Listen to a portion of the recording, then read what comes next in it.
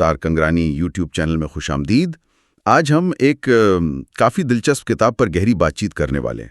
آج کل کاروباری اور ذاتی ترقی کے حلقوں میں یہ بہت مقبول ہے۔ اسٹیون بارٹلیٹ کی the diary of a C E O, the 33 laws of business and life. ہمارا مقصد آج اس کتاب کی بنیاد کو سمجھنا ہے۔ ہم دیکھیں گے کہ مصنف کون ہے، ان کا پس منظر کیا ہے، کتاب کی ساخت کیا ہے، وہ جو 4 ستون ہیں، اور ایک قانون کی مثال بھی لیں گے تاکہ اندازہ ہو کہ یہ کتاب کیا پیش کرتی ہے۔ گویا ہم مستقبل کی گفتگو کے لیے ایک سٹیج تیار کر رہے ہیں۔ یقیناً، اور یہ سمجھنا اہم ہے کہ یہ کتاب صرف تھیوری نہیں ہے، یہ اسٹیون بارٹلیٹ کے اپنے وسیع کاروباری تجربے، کامیابیوں اور ظاہر ہے ناکامیوں دونوں، اور ساتھ ہی ان کے podcast the diary of a C E O سے حاصل کردہ بصیرت پر مبنی ہے۔ انہوں نے سینکڑوں گھنٹے دنیا کے کامیاب ترین لوگوں سے بات کی ہے، تو یہ عملی تجربات کا نچوڑ ہے۔ اچھا، تو وہیں سے شروع کرتے ہیں۔ یہ اسٹیون بارٹلیٹ ہیں کون؟ کیونکہ ان کا جو پس منظر ہے وہی اس کتاب کو اتنا آپ کہہ لیں وزن دیتا ہے۔ وہ ایک نوجوان سیریل انٹرپرینور ہیں، سرمایہ کار ہیں اور کئی بڑی عالمی برانڈز کے مشیر بھی رہے۔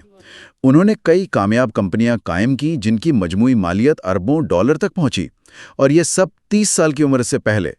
وہ flight story, third web, flight fund کے بانی بنے، تھاؤزنڈز آف لوگوں کو ملازمتیں دیں، 40 سے زائد کمپنیوں میں سرمایہ کاری کی یا بورڈ ممبر بنے۔ ان کا کام ٹیکنالوجی سے مارکیٹنگ تک پھیلا ہوا ہے۔ اوبر، ایپل، کوکا کولا جیسی بڑی کمپنیاں بھی ان سے مشورہ لیتی رہی ہیں۔ جی، یہ اعداد و شمار تو واقعی متاثر کن ہے، لیکن میرے خیال میں جو چیز ان کے نقطہ نظر کو خاص بناتی ہے وہ ان کا پوڈ کاسٹ کا تجربہ ہے۔ 700 گھنٹوں سے زیادہ کے انٹرویوز، دنیا کے کامیاب ترین مصنفین، سائنسدان، سی ای اوز، فنکار، ماہرین نفسیات، آپ نام لیں۔ تو یہ صرف بزنس کا نہیں بلکہ انسانی نفسیات، کامیابی، ناکامی، زندگی کے اتار چڑھاؤں کا ایک آپ کہیں گہرا مطالعہ ہے۔ کتاب میں جو 33 قانون ہے وہ اسی وسیع تجربے سے نکلے ہیں۔ صحیح کہا۔ یہ صرف ایک بزنس مین کا نظریہ نہیں بلکہ سینکڑوں ماہرین کی حکمت کا مجموعہ بھی لگتا ہے جسے بارٹلیٹ نے اپنے تجربے سے پرکھا ہے۔ یہ پس منظر واقعی واضح کرتا ہے کہ یہ قانون صرف تھیوری نہیں ہے بلکہ عملی زندگی سے اخذ کیے گئے ہیں۔ اب یہ دیکھتے ہیں کہ اس کتاب کو اتنی اہمیت کیوں مل رہی ہے۔ سائمن سینک، گیری وینرچک، رابرٹ گرین، جے شیٹی، بڑے ناموں نے تعریف کی ہے۔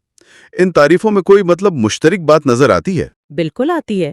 اگر آپ دیکھیں سائمن سینک قیادت کی نئی قسم کی بات کرتے ہیں، گیری وی کاروباری جذبے کی، رابرٹ گرین غیر روایتی راستوں اور عملی قانونوں کی، جے شٹی کامیابی کی نئی تعریف کی، تو ان سب میں ایک بات مشترک لگتی ہے۔ یہ کتاب روایتی بزنس گائیڈ سے مختلف ہے۔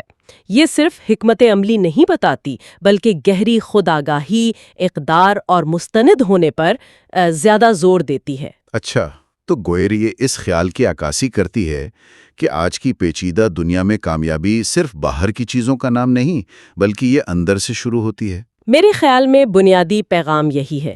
یہ قیادت، ذاتی ترقی اور کامیابی کے لیے ایک زیادہ جامع، زیادہ انسانی پہلو پیش کرتی ہے، اور یہ ان لوگوں کے لیے خاص طور پر آپ کہیں پرکشش ہو سکتی ہے جو معلومات کے شور میں الجھے بغیر گہری اور عملی سمجھ چاہتے ہیں۔ یہ صرف کیا کرنا ہے نہیں بتاتی بلکہ کیوں کرنا ہے پر بھی روشنی ڈالتی ہے۔ اسکاٹ گیلووے جیسے پروفیسر کا اسے حیران کن دانشمندی کہنا بھی اسی طرف اشارہ ہے۔ یہ واقعی دلچسپ ہے۔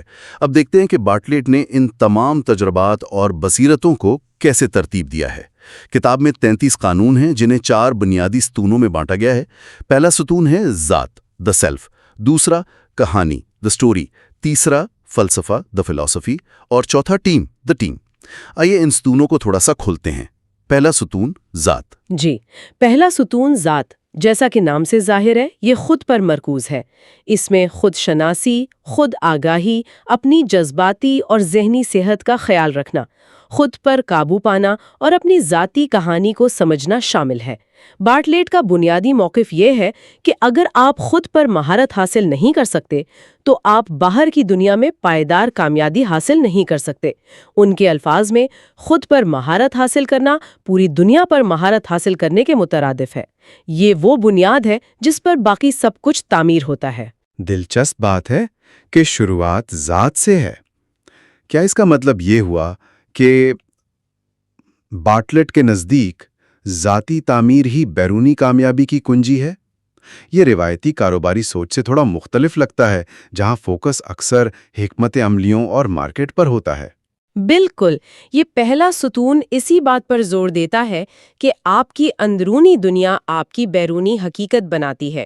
آپ کی عادات، آپ کے خوف، آپ کی اقدار، آپ کی خود اعتمادی، یہ سب آپ کے فیصلوں اور اعمال پر اثر انداز ہوتے ہیں۔ اس لیے خود کو سمجھیں اور بہتر بنائے بغیر بیرونی کامیابی اکثر کھوکھلی یا آپ کہیں عارضی ثابت ہو سکتی ہے۔ سمجھ گیا۔ اب دوسرا ستون کہانی، اس کا کیا مطلب ہے؟ دوسرا ستون کہانی، یہ کہانی سنانے کی طاقت کے بارے میں ہے۔ باٹلٹ کا ماننا ہے کہ کہانیاں وہ کرنسی ہیں جس میں انسانیت لین دین کرتی ہے۔ ایک اچھی کہانی لوگوں کو قائل کر سکتی ہے، متاثر کر سکتی ہے، آپ کے ویژن پر یقین کرنے پر مجبور کر سکتی ہے اور آپ کے ساتھ چلنے پر آمادہ کر سکتی ہے۔ یہ صرف مارکیٹنگ کا ٹول نہیں بلکہ قیادت کا ایک بنیادی ہتھیار ہے۔ چاہے آپ سرمایہ کاروں کو قائل کر رہے ہوں، ٹیم کو متحرک کر رہے ہوں یا گاہکوں سے رابطہ بنا رہے ہوں، آپ کی کہانی سنانے کی صلاحیت بہت اہم ہے۔ کہانی سنانا، ہاں، یہ اکثر نظر انداز ہو جاتا ہے، لیکن لیڈرشپ میں اس کی اہمیت واقعی گہری لگتی ہے۔ یہ صرف الفاظ کا کھیل نہیں بلکہ تعلق بنانے کا ذریعہ ہے۔ اچھا، تیسرا ستون فلسفہ ہے، یہ کیا ہے؟ تیسرا ستون فلسفہ ان بنیادی اصولوں اور عقائد کے بارے میں ہے جو آپ کی زندگی اور کام کی رہنمائی کرتے ہیں۔ یہ آپ کے ذاتی اور پیشہ ورانہ کیوں کا جواب ہے۔ عظیم لوگ اور عظیم تنظیمیں مضبوط واضح فلسفوں پر قائم ہوتی ہیں۔ باٹلٹ کہتے ہیں کہ آپ کا فلسفہ آپ کے طرز عمل کی پیشگوئی کرتا ہے۔ یہ وہ غیر تحریری قوانین ہیں جو آپ کے فیصلوں، آپ کی ترجیحات اور مشکل وقت میں آپ کے رد عمل کو بناتے ہیں۔ تو یہ ایک قسم کا اندرونی کمپس ہے جو آپ کو سمت دیتا ہے، خاص طور پر جب حالات غیر یقینی ہوں۔ بالکل، یہ آپ کو مستقل مزاجی اور مقصدیت دیتا ہے۔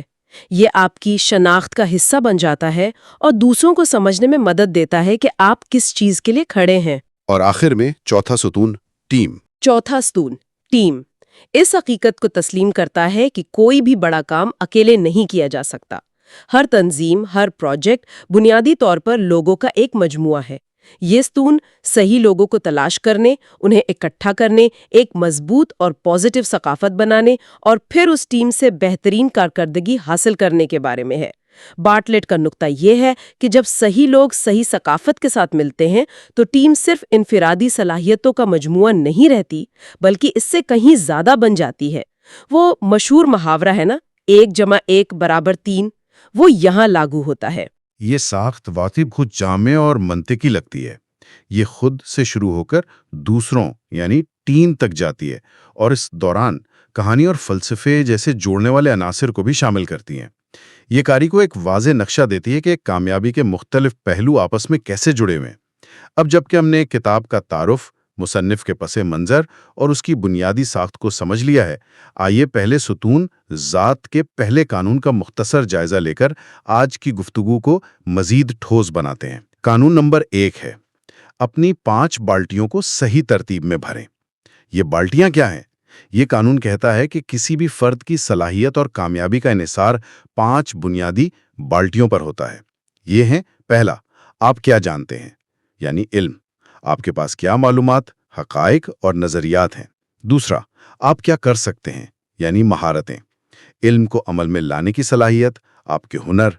تیسرا، آپ کسے جانتے ہیں، نیٹ ورک یا روابط، آپ کے تعلقات، آپ کا حلقہ احباب۔ چوتھا، آپ کے پاس کیا ہے، وسائل، پیسہ، اثاثے، ٹیکنالوجی وغیرہ۔ اور پانچواں، دنیا آپ کے بارے میں کیا سوچتی ہے، شہرت، آپ کی ساکھ، آپ کا امیج۔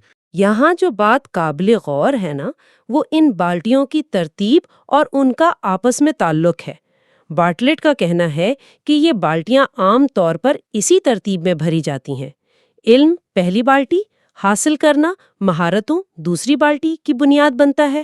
جب آپ کے پاس علم اور مہارتیں ہوتی ہیں تو آپ دوسروں کے لیے قیمتی بن جاتے ہیں، جس سے آپ کا نیٹ ورک تیسری بالٹی قدرتی طور پر بڑھتا ہے۔ ان تینوں کے ملنے سے آپ وسائل چوتھی بالٹی جمع کرنے یا ان تک پہنچنے کے قابل ہوتے ہیں، اور جب یہ سب ہوتا ہے تو آپ کی شہرت پانچویں بالٹی خود بخود بنتی اور مضبوط ہوتی ہے۔ تو یہ بالٹیاں صرف کامیابی کے اجزاء نہیں بلکہ ایک ترتیب بھی بتاتی ہیں۔ یہ دلچسپ ہے۔ کیا یہ ترتیب ہمیشہ اتنی سیدھی ہوتی ہے؟ یہ اچھا سوال ہے۔ بارٹلیٹ مانتی ہیں کہ یہ ایک عمومی ترتیب ہے اور اصل زندگی میں ظاہر ہے مستثنات ہو سکتی ہیں، لیکن ان کا بنیادی نقطہ یہ ہے کہ پہلی دو بالٹیاں علم اور مہارتیں سب سے اہم بنیاد ہیں۔ اگر یہ مضبوط ہوں تو باقی بالٹیاں قدرتی طور پر بھرنے لگتی ہیں یا انہیں دوبارہ بھرا جا سکتا ہے چاہے کوئی دھچکا لگے۔ اس سلسلے میں مصنف رادھناتھ سوامی، جو ایک مشہور روحانی پیشوا ہیں، ان کی ایک دلچسپ مثال دیتے ہیں۔ سٹیون نے ان سے پوچھا تھا کہ کیا انہیں ایک اور کمپنی بنانی چاہیے یا افریقہ جا کر لوگوں کی جانیں بچانی چاہیے؟ سوامی کا جواب بڑا غیر متوقع تھا۔ انہوں نے کہا، پہلے اپنی بالٹیوں کو بھرو۔ ان کا مطلب تھا کہ جب آپ کی اپنی بالٹیاں بھری ہوں گی، علم، مہارت، وسائل، تبھی آپ دنیا پر سب سے زیادہ مثبت اثر ڈال سکیں گے۔ ایک خالی یا آدھی بھری بالٹی سے آپ کیا دے سکتے ہیں؟ بالکل، یہ مشورہ پہلے خود کی مدد کرو تاکہ دوسروں کی مدد کر سکو والے اصول جیسا ہے۔ اور اگر ہم اسے بالٹیوں کے ماڈل پر دیکھیں تو اس کا مطلب ہے کہ علم پہلی بالٹی میں سرمایہ کاری طویل مدت میں سب سے زیادہ منافع بخش ہے، کیونکہ علم جب عمل یعنی مہارت دوسری بالٹی میں ڈھلتا ہے تو یہ باقی بالٹیوں کو بھرنے کا انجن بن جاتا ہے۔ اس نقطۂ نظر سے دیکھیں تو وہ نوکری جو شاید آپ کو وقتی طور پر زیادہ تنخواہ، وسائل چوتھی بالٹی دے رہی ہو، لیکن سیکھنے پہلی اور دوسری بالٹی کے مواقع کم دے، وہ دراصل طویل مدت میں کم معاوضہ دینے والی نوکری ہو سکتی ہے۔ اس قانون میں ایک اور بہت اہم نقطہ انا یعنی ایگو کا کردار ہے۔ مصنف کا کہنا ہے کہ اکثر لوگ، خاص طور پر نوجوان، انا کی وجہ سے پہلی دو بنیادی بالٹیوں علم اور مہارت کو نظر انداز کر دیتے ہیں۔ وہ شارٹ کٹ لینا چاہتے ہیں اور سیدھا چوتھی وسائل یا پانچویں شہرت طاقت بالٹی بھرنے کی کوشش کرتے ہیں۔ وہ اپنی کمپنی کے 21 سالہ ملازم رچرڈ کی مثال دیتے ہیں۔ رچرڈ بہت ذہین تھا لیکن ناتجربہ کار۔ اسے ایک دوسری چھوٹی کمپنی سے CEO کی پوزیشن کی پیشکش ہوئی، جس میں تنخواہ اور ٹائٹل دونوں پرکشش تھے۔ اس نے سٹیون کا مشورہ نظر انداز کیا اور وہ نوکری لے لی۔ سٹیون اسے کمزور بنیاد پر اپنا کیریئر بنانے کے مترادف قرار دیتے ہیں، گویا ایک ایسی عمارت کھڑی کرنا جس کی بنیادیں مضبوط نہ ہوں۔ یہ ایک بہت طاقتور مثال ہے اور اس قانون کے مرکزی خیال کو واضح کرتی ہے۔ رچرڈ کی کہانی یہ بتاتی ہے کہ علم اور مہارتیں وہ واحد اثاثے ہیں جو واقعی آپ کے اپنے ہیں۔ آپ کا نیٹ ورک بدل سکتا ہے، وسائل آ جا سکتے ہیں، شہرت اتار چڑھاؤ کا شکار ہو سکتا ہے، لیکن جو علم آپ نے حاصل کیا ہے اور جو مہارتیں آپ نے پیدا کی ہیں وہ مشکل ترین وقت میں بھی آپ سے کوئی نہیں چھین سکتا۔ یہ آپ کی پائیداری، آپ کے لچک اور مستقبل میں دوبارہ کھڑے ہونے کی صلاحیت کی سب سے بڑی ضامن ہے۔ یہ وہ بنیاد ہے جو آپ کو کسی بھی طوفان کا مقابلہ کرنے کی طاقت دیتی ہے۔ تو گویا پہلا قانون ہی ایک مضبوط بنیاد رکھنے پر زور دیتا ہے۔ پہلے سیکھو، پھر کرو، پھر جڑو، پھر حاصل کرو، اور پھر شہرت خود آئے گی۔ ترتیب کو الٹنے کی کوشش کرنا خطرناک ہو سکتا ہے۔ بالکل، یہ صبر اور طویل مدتی سوچ کا مطالبہ کرتا ہے، جو آج کی تیز رفتار دنیا میں شاید مشکل لگے، لیکن بارٹلیٹ کے مطابق پائیدار کامیابی کا یہی راستہ ہے۔ آج کی گفتگو کا خلاصہ کریں تو ہم نے سٹیون بارٹلیٹ کی کتاب دی ڈائری آف اے CEO کا تعارف حاصل کیا، ان کے متاثر کن اور متنوع پس منظر کو سمجھا جس نے اس کتاب کو جنم دیا۔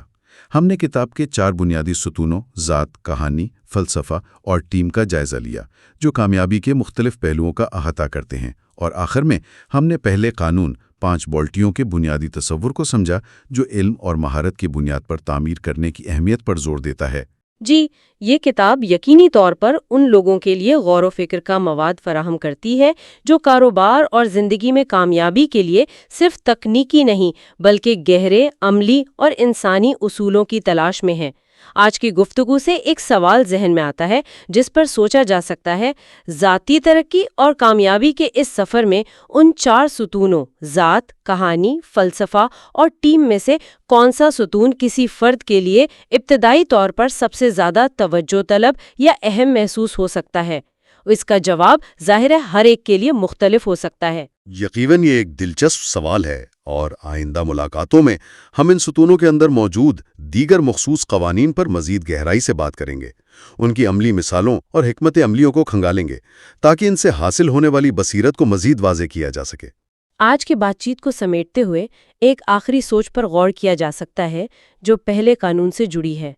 اگر علم اور مہارتیں واقعی وہ بنیادی بالٹیاں ہیں جو کبھی مکمل طور پر خالی نہیں ہو سکتی اور ہر مشکل میں ساتھ دیتی ہیں، تو صرف ان پہلی 2 بالٹیوں پر شعوری طور پر زیادہ توجہ مرکوز کرنے کا فیصلہ آج کسی کے کیریئر کے مواقع دیکھنے یا سیکھنے کے اہداف طے کرنے کے انداز کو فوری طور پر کیسے بدل سکتا ہے، اس پر غور کرنا شاید مستقبل کی سمت متعین کرنے میں مددگار ثابت ہو۔ ہم اسٹیون بارٹلیٹ کی مشہور کتاب دی ڈائری آف اے CEO کے اندر ایک گہری نظر ڈال رہے ہیں۔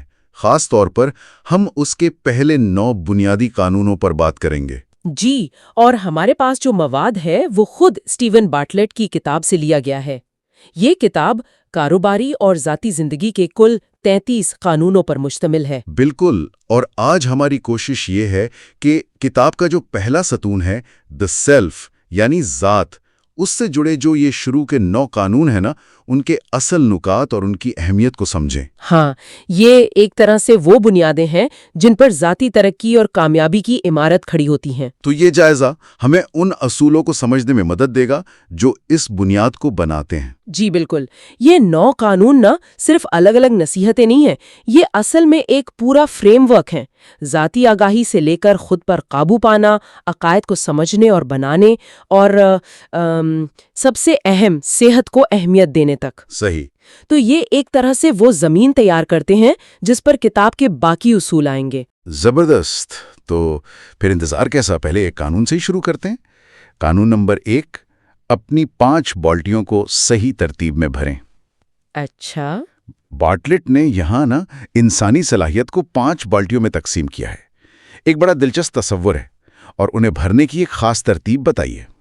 جی، وہ 5 بالٹیاں کون سی ہیں؟ وہ ہیں علم یعنی نالج، پھر ہنر یعنی سکلز، اس کے بعد نیٹ ورک یا روابط، پھر وسائل یعنی ریسورسز، اور آخر میں ساخت یعنی ریپیوٹیشن۔ اور اس میں جو خاص بات ہے وہ ترتیب ہے۔ بارٹلیٹ زور دیتے ہیں کہ یہ عموماً اسی ترتیب میں بھرنی چاہیے۔ علم سے ہنر آتا ہے، ہاں، ہنر سے لوگ جڑتے ہیں، نیٹ ورک بنتا ہے، صحیح، نیٹ ورک سے وسائل ملتے ہیں، اور ان سب سے مل کر ساخت بنتی ہے۔ بالکل۔ اور اس بات کو سمجھانے کے لیے وہ ایک مثال بھی دیتے ہیں، ایک نوجوان ملازم رچرڈ کی۔ وہ زیادہ تنخواہ اور عہدہ یعنی چوتھی اور 5ویں بالٹی کے چکر میں پڑ گیا، اچھا، کر دیا۔ بارٹلیٹ کہتے ہیں کہ یہ بہت عام غلطی ہے۔ اکثر انا کی وجہ سے لوگ بنیاد مضبوط کیے بغیر اوپر کودنا چاہتے ہیں۔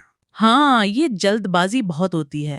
مجھے یہ بات بھی بہت اہم لگی کہ ان کے مطابق پہلی 2 بالٹیوں علم اور ہنر میں جو سرمایہ کاری ہے نا، وہ سب سے زیادہ محفوظ اور منافع بخش ہے۔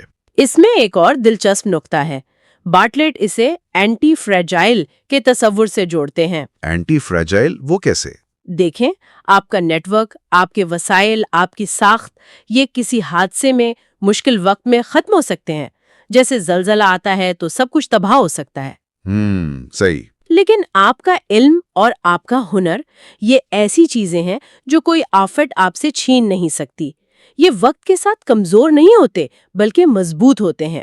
اس لیے ان پر توجہ دینا لمبے عرصے میں زیادہ فائدہ مند ہے۔ واہ، یعنی اصل بات صرف ترتیب کے نہیں بلکہ یہ سمجھنا ہے کہ بنیاد یعنی علم اور ہنر زیادہ پائیدار ہیں، جبکہ باہر کی چیزیں جیسے نیٹ ورک، وسائل، ساخت وہ متزلزل ہو سکتی ہیں۔ بالکل، اور یہ سمجھنا کیریئر کے شروع میں تو خاص طور سے بہت ضروری ہے۔ تو جب یہ بنیاد بن جائے، پھر اگلا قدم اس علم کو پکا کرنا ہے۔ یہاں آتا ہے دوسرا قانون، سمجھنے کے لیے سکھانا ضروری ہے۔ جی، یہ کہتا ہے کہ کسی چیز پر اصل مہارت تبھی آتی ہے جب آپ اسے دوسروں کو سکھاتے ہیں اور وہ بھی کھلے عام اور مسلسل۔ یہ اسکن ان دا گیم والا معاملہ ہے۔ ہاں، بارٹلیٹ اپنا تجربہ بتاتے ہیں کہ 14 سال کی عمر میں وہ سٹیج پر بولنے سے کتنا ڈرتے تھے، اچھا، لیکن پھر انہوں نے روزانہ ایک خیال ٹویٹر پر شیئر کرنا شروع کیا۔ اس عمل سے نہ صرف ان کا اپنا علم واضح ہوا بلکہ ایک کمیونٹی بھی بن گئی۔ جب آپ کھلے عام کچھ کہتے ہیں یا کرتے ہیں نا تو آپ کی ساخت داؤ پر لگ جاتی ہے۔ اور نفسیاتی طور پر بھی ہم نقصان سے بچنے کے لیے یعنی لاس اورژن کی وجہ سے زیادہ متحرک ہوتے ہیں۔ جب پتہ ہو کہ لوگ دیکھ رہے ہیں تو آپ بہتر کرنے کی زیادہ کوشش کرتے ہیں۔ صحیح۔ تو لکھنے یا بولنے جیسی سرگرمیاں سیکھنے کے عمل کو تیز کر دیتی ہیں۔ یہ صرف معلومات لینا نہیں بلکہ انہیں ہضم کرنا اور اپنے الفاظ میں بیان کرنا ہے۔ کتاب میں رچرڈ فائنمین کی مشہور ٹیکنیک کا بھی ذکر ہے، لیکن تھوڑے نئے انداز میں۔ اچھا، وہ کیسے؟ وہی مراحل ہیں، پہلے گہرائی میں سیکھیں، پھر اسے اتنا آسان کریں کہ بچے کو سمجھا سکیں، پھر اسے شیئر کریں جہاں فیڈ بیک ملے، اور آخر میں اس فیڈ بیک کا جائزہ لیں اور ضرورت پڑے تو پہلے مرحلے پر واپس جائیں۔ جی، بنیادی سبق یہ ہے کہ اگر آپ کسی چیز کو آسان لفظوں میں نہیں سمجھا سکتے تو آپ اسے خود بھی ٹھیک سے نہیں سمجھیں۔ یہ سکھانے کا عمل نا علم کو ٹھوس بناتا ہے۔ یہ صرف یاد کرنا نہیں بلکہ اسے تشکیل دینا ہے۔ فائنمین ٹیکنیک اس ترمیم شدہ شکل میں ایک بہت طاقتور ذہنی اوزار ہے۔ یہ سمجھ کو بھی گہرا کرتا ہے اور بات چیت کی مہارت کو بھی نکھارتا ہے۔ بالکل۔ تو پہلے قانون نے بنیاد رکھی، دوسرے نے اسے مضبوط کرنے کا طریقہ بتایا۔ جی ہاں، اور جب آپ لوگوں سے بات کرتے ہیں، چاہے سکھانے کے لیے یا کسی اور مقصد سے، تو تیسرا قانون بڑا اہم ہو جاتا ہے۔ یہ تھوڑا سا شاید پہلی نظر میں عجیب لگے، کبھی اختلاف نہ کریں۔ ہاں، یہ سننے میں تھوڑا اٹپٹا لگتا ہے۔ اس کا مطلب یہ نہیں کہ آپ اپنی رائے نہ رکھیں، بلکہ یہ کہ مؤثر گفتگو اور دوسروں کو قائل کرنے کے لیے نا فوراً اور سیدھے اختلاف سے بچنا بہتر ہے۔ اس کی وجہ ٹالی شیرٹ کی تحقیق میں ملتی ہے، جس کا حوالہ بارٹلیٹ دیتے ہیں۔ جب کوئی ہم سے فوراً اختلاف کرتا ہے، کہتا ہے میں متفق نہیں ہوں یا تم غلط ہو، تو ہمارا دماغ دفاعی پوزیشن میں چلا جاتا ہے، بند ہو جاتا ہے۔ لیکن جب گفتگو کا آغاز کسی مشترکہ نقطے یا ہمدردی سے ہو تو دوسرا شخص آپ کی بات سننے کے لیے ذہنی طور پر زیادہ تیار رہتا ہے۔ بارٹلیٹ اپنے والدین کے جھگڑوں کا ذکر کرتے ہیں اور پھر اپنے ذاتی تجربے کا کہ کیسے صحت مند بحث مسائل کے حل کے لیے ہوتی ہے جبکہ غیر صحت مند بحث ایک دوسرے پر ذاتی حملوں میں بدل جاتی ہے۔ تو حکمت عملی یہ ہے کہ جواب کا آغاز کسی ایسی بات سے کریں جس پر اتفاق ہو سکے یا کم از کم دوسرے کے نقطۂ نظر کو تسلیم کریں۔ اس سے وہ سنا ہوا اور سمجھا ہوا محسوس کرتے ہیں۔ جی، جیسا کہ کمیونیکیشن ایکسپرٹس جولین ٹریجر اور پال برنسن بھی کہتے ہیں، پہلے سنو تاکہ دوسرا محسوس کرے کہ اسے سنا گیا، پھر ایسا جواب دو کہ اسے سمجھا گیا۔ یہ اصول مذاکرات، قیادت، سیلز، یہاں تک کہ لکھنے اور ذاتی رشتوں میں بھی انتہائی کارآمد ہے۔ الفاظ کو پل بننا چاہیے، دیوار نہیں۔ فوراً اختلاف اکثر دیوار کھڑی کر دیتا ہے۔ صحیح۔ تو یہ تو ہوئی بات چیت کی حکمت عملی، لیکن ان بنیادی چیزوں کا کیا جن پر ہم یقین رکھتے ہیں؟ یہاں چوتھا قانون آتا ہے جو کہتا ہے آپ کیا مانتے ہیں اس کا انتخاب آپ نہیں کرتے۔ یہ تھوڑا گہرا نکتہ ہے۔ یہ قانون بتاتا ہے کہ ہمارے عقیدے بنتے کیسے ہیں اور زیادہ اہم بات انہیں تبدیل کیسے کیا جا سکتا ہے، اپنے بھی اور دوسروں کے بھی۔ بارٹلیٹ کے مطابق ہمارے تمام عقیدے چاہے وہ کتنے ہی غیر منطقی کیوں نہ لگیں، جیسے زمین کا چپٹا ہونا یا سانٹا کلاس کا وجود، وہ کسی نہ کسی قسم کے ثبوت پر مبنی ہوتے ہیں۔ یہ ثبوت ان کے لیے حقیقی ہو سکتا ہے بھلے ہی وہ موضوعی طور پر درست نہ ہو۔ اچھا۔ ٹالی شیرٹ کی تحقیق بتاتی ہے کہ عقیدے کی تبدیلی 4 چیزوں پر منحصر ہے۔ آپ کے پاس پہلے کیا ثبوت ہے، آپ اس پر کتنا یقین رکھتے ہیں، آپ کو نیا کیا ثبوت مل رہا ہے اور آپ اس نئے ثبوت پر کتنا یقین کرتے ہیں۔ اور اس میں کنفرمیشن بائس کا بڑا کردار ہے۔ ہم انہی معلومات کو تلاش کرتے، توجہ دیتے اور یاد رکھتے ہیں جو ہمارے پہلے سے موجود عقیدوں کی تصدیق کرتی ہیں۔ بالکل۔ اس لیے کسی کے عقیدے کو بدلنے کا بہترین طریقہ اس کے موجودہ ثبوت پر سیدھا حملہ کرنا نہیں ہے، بلکہ ایک نیا، قائل کرنے والا اور اکثر مثبت ثبوت پیش کرنا ہے، جیسے وہ MMR ویکسین والی مثال تھی کہ صرف یہ کہنا کافی نہیں تھا کہ تعلق غلط ہے، بلکہ ویکسین کے مثبت فائدوں پر زور دینا زیادہ مؤثر ثابت ہوا۔ ایک اور دلچسپ پہلو ییل یونیورسٹی کی تحقیق سے سامنے آتا ہے۔ جب لوگوں سے پوچھا گیا کہ وہ جس چیز پر یقین رکھتے ہیں اس کی تفصیلات بیان کریں تو ان کا اپنے ہی عقیدے پر یقین کمزور پڑ گیا۔ اسے ایلیوژن آف ایکسپلینیٹری ڈیپتھ کہتے ہیں۔ اچھا، جی، یہ ٹیکنیک جو کوگنیٹو بیہیویئرل تھیراپی میں بھی استعمال ہوتی ہے، اپنے خود کے محدود کرنے والے عقیدوں کو چیلنج کرنے میں مدد دے سکتی ہے۔ جب آپ ان کی بنیادوں اور منطق کو کھنگالتے ہیں تو وہ اکثر اتنے مضبوط نہیں رہتے۔ تو اس قانون کا نچوڑ یہ ہے کہ عقیدوں کو سمجھنا اور انہیں تبدیل کرنا ممکن ہے، لیکن اس کے لیے حکمت عملی چاہیے۔ اپنے لیے یہ خود اعتمادی بڑھانے اور ان خیالات سے باہر نکلنے کا ذریعہ بن سکتا ہے جو ہمیں آگے بڑھنے سے روکتے ہیں۔ بالکل، کیونکہ اصل ترقی تبھی شروع ہوتی ہے جب ہم وہ کرنے لگتے ہیں جس کے لیے ہم خود کو نااہل سمجھتے تھے۔ اور یہ عقیدے ہمارے رویوں پر اثر ڈالتے ہیں، خاص طور پر جب نئی چیزیں سامنے آتی ہیں۔ اسی سے جڑا ہے 5واں قانون، آپ کو عجیب رویے کی طرف جھکنا چاہیے۔ یہ آج کل کی تیز رفتار دنیا کے لیے بہت اہم ہے۔ ہاں، بارٹلیٹ کئی تاریخی مثالیں دیتے ہیں۔ میوزک سٹور کا CEO جو ڈیجیٹل میوزک کو عجیب سمجھ کر نظر انداز کرتا رہا اور ناکام ہو گیا۔ جی، کلفرڈ اسٹول جس نے 1995 میں انٹرنیٹ کو ایک فضول چیز قرار دیا۔ بینک پریزیڈنٹ جس نے ہینری فورڈ کی کار کو وقتی فیشن کہا۔ انٹیل اور مائکروسافٹ کے CEOs جنہوں نے اسمارٹ فون انقلاب کو مس کیا۔ یہ سب مثالیں ایک ہی کہانی بتاتی ہیں۔ نئی اور عجیب لگنے والی چیزوں کو نظر انداز کرنے کا انجام برا ہو سکتا ہے۔ اس کے پیچھے نفسیاتی وجہ کوگنیٹو ڈسوننس ہے۔ جب کوئی نئی معلومات لا حقیقت ہمارے موجودہ عقیدوں یا ہماری خود شناسی سے ٹکراتی ہے تو ہمیں ذہنی بے چینی ہوتی ہے۔ اچھا، اس بے چینی سے بچنے کے لیے ہم اکثر اس نئی معلومات کو رد کر دیتے ہیں یا اس سے کتراتے ہیں، بجائے اس کے کہ اپنے عقیدے کو بدلیں۔ اور جیسا کہ رے کرزویل کہتے ہیں، 21ویں صدی میں تبدیلی کی رفتار اتنی زیادہ ہے کہ یہ کوگنیٹو ڈسوننس بڑھتا ہی جائے گا۔ تو لیننگ ان یعنی نئی چیز کی طرف جھکنا کا مطلب ہے کہ جب کوئی چیز سمجھ نہ آئے، عجیب لگے یا آپ کی ذہانت کو چیلنج کرے تو اس سے بھاگنے یا اسے رد کرنے کے بجائے اس کے بارے میں مزید جاننے کی کوشش کریں۔ جی، فیصلہ سنانے میں جلدی نہ کریں، ایمانداری سے سوالات پوچھیں۔ چاہے وہ ویب 3.0 ہو، AI ہو یا کوئی نیا سماجی رجحان، مرکزی خیال یہ ہے کہ اس دور میں گریز کرنا آپ کو بہت پیچھے چھوڑ سکتا ہے۔ بالکل، تجسس، عاجزی اور کھلا ذہن اس لیننگ ان کی بنیاد ہے۔ یہ ذہنیت جدت اور موافقت کے لیے ضروری ہے۔ آج کے دور میں شاید سب سے بڑا خطرہ ہی کوئی خطرہ نہ لینا ہو۔ صحیح کہا۔ اب آتے ہیں رویوں کو تبدیل کرنے کی طرف۔ 6واں قانون ایک بہت سادہ لیکن حیران انگیز طور پر مؤثر ٹیکنیک بتاتا ہے۔ پوچھیں، بتائیں نہیں۔ اسے کوسچن بیہیویئر ایفیکٹ کہا گیا ہے۔ اچھا، یہ کیا ہے؟ یہ کہتا ہے کہ کسی کو کوئی کام کرنے، کوئی عادت اپنانے یا کوئی خاص رویہ اختیار کرنے پر آمادہ کرنے کے لیے اسے حکم دینے یا نصیحت کرنے کے بجائے اس سے سوال پوچھنا زیادہ کارگر ہے۔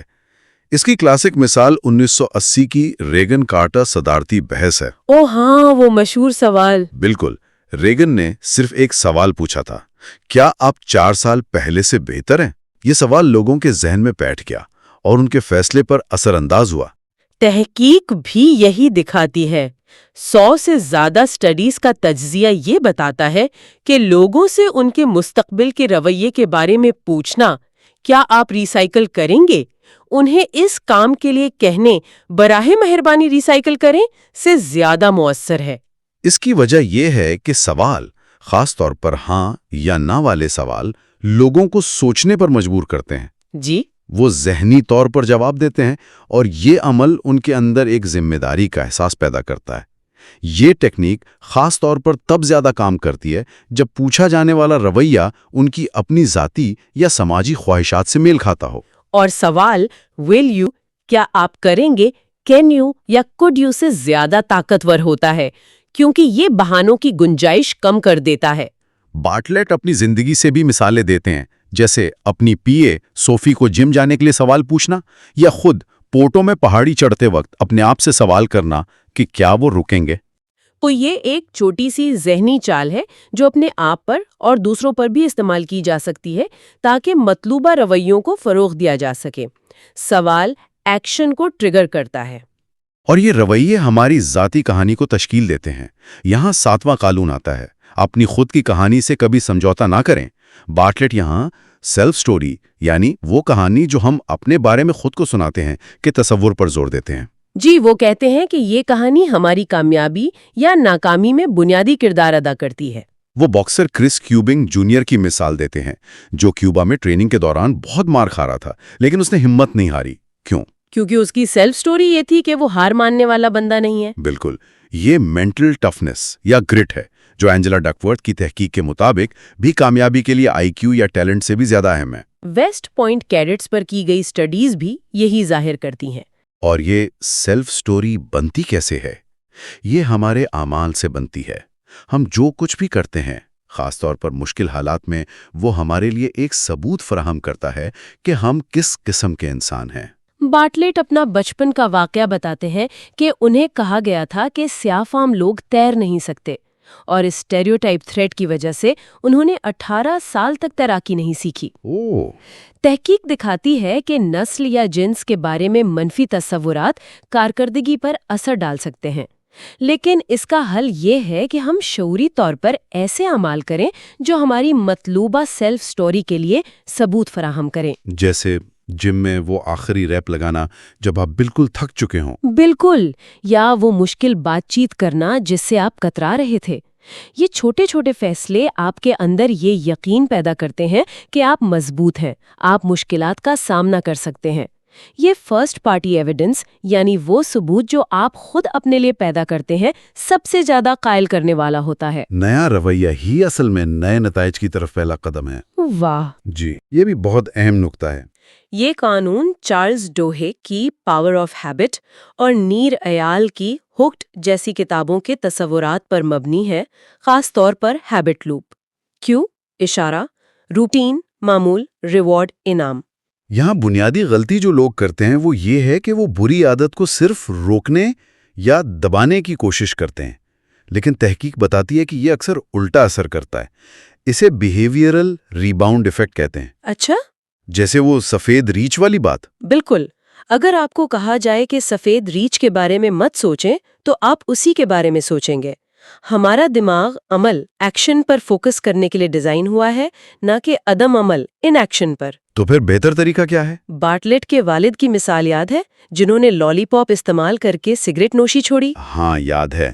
کے کیو یعنی خواہش کو ختم نہیں کیا، بلکہ روٹین یعنی سگریٹ پینے کو ایک نئی روٹین لالی پاپ چوسنے سے بدل دیا، جس سے انہیں ویسا ہی ریوارڈ یعنی ذہنی تسکین ملتی تھی۔